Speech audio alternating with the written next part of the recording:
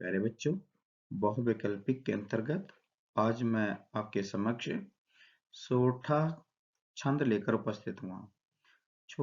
सोठा छंद से जितने भी प्रश्न बनते हैं, छोटे प्रश्न जो पेपरों में पूछे जाते हैं, 1 नंबर का, 2 नंबर का, तो 2 नंबर का अलंकार आता है, छंद आता है।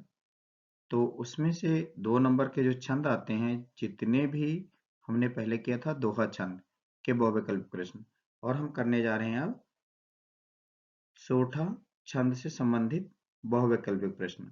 तो आओ हम करते हैं क्रमवार प्रश्न को।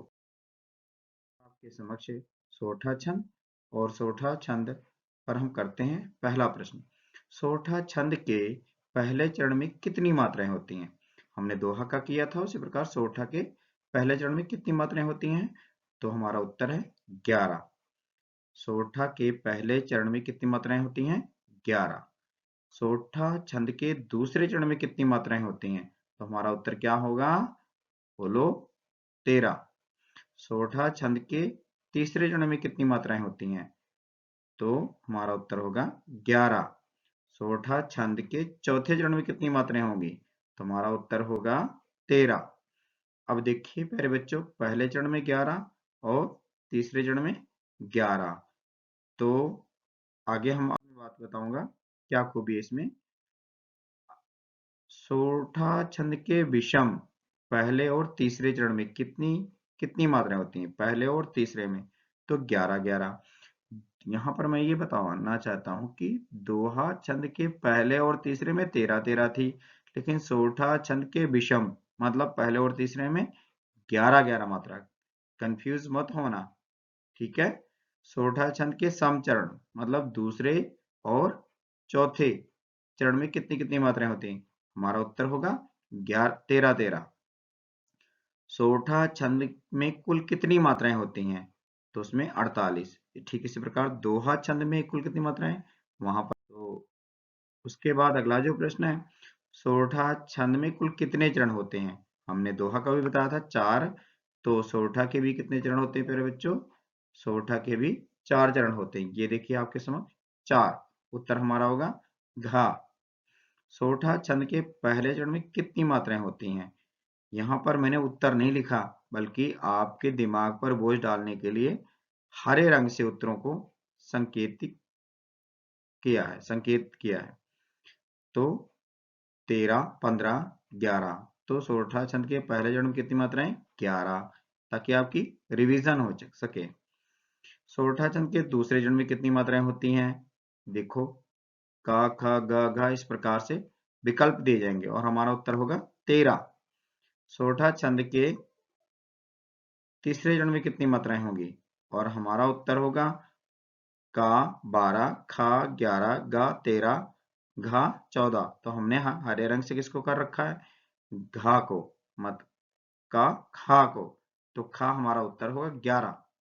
ठीक उसी प्रकार सोठा छंद के चौथे चरण में कितनी मात्राएं होती हैं? तो हमारा उत्तर होगा का खा गा घा में घा 13 मात्राएं। तो आपकी दोबारा ये दोहराई हो रही है। सोठा छंद में कुल कितनी मात्राएं होती हैं? प्रश्न पूछा था और यहाँ पर ऑप्शन विकल्प के माध्यम से बताया है, क्योंकि वैकल्पिक प्रश्न भी पूछा जा सकता है पेपर में। तो का 45, खा 24, गा 48। तो हमारा उत्तर क्या होगा? 48। तो यहाँ पर देखो नीचे उत्तर दिया हुआ प्यारे बच्चों। पहले का उत्तर घ 4, दूसरे का 11, तीसरे का 13, चौथे का 11 और पांचवें का घा क्या है? 13। और जो छठा उत्तर है कुल कितनी मात्राएं? तो यहाँ पर 48 है। तो इस प्रकार आपकी पुनरावृत्ति भी हो रही है। आगे चलते हैं प्यारे प्यारे बच्चों। सोठा छंद दोहा छंद का उल्टा होता है, हाँ या नहीं में उत्तर देना आपने। तो सोठा छंद दोहा छंद का उल्टा होता है, तो हमारा उत्तर होगा हाँ। ठीक इस प्रकार दूसरा प्रश्न है, सोठा छंद के विषम चरणों पहले और तीसरे के अंत में गुरु लघु अवश्य होते हैं, हाँ या नहीं? तो हमारा उत्तर होगा होते हैं प्यारे बच्चों।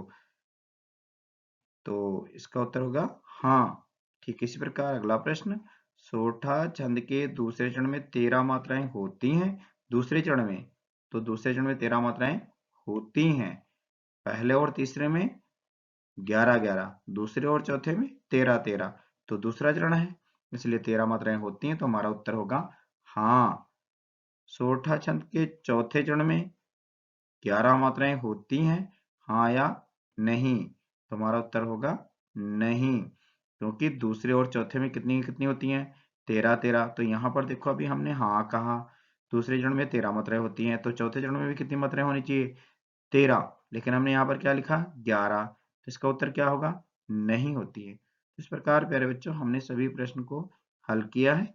अच्छी तरह से समझ लेना, पेपर में कंफ्यूज मत होना, क्योंकि दोहा और सोठा में बच्चे कंफ्यूज हो जाते हैं और उत्तर गलत देते हैं, इसलिए ध्यान से देखना इस वीडियो को और अपने नंबर को पक्के करना। धन्यवाद।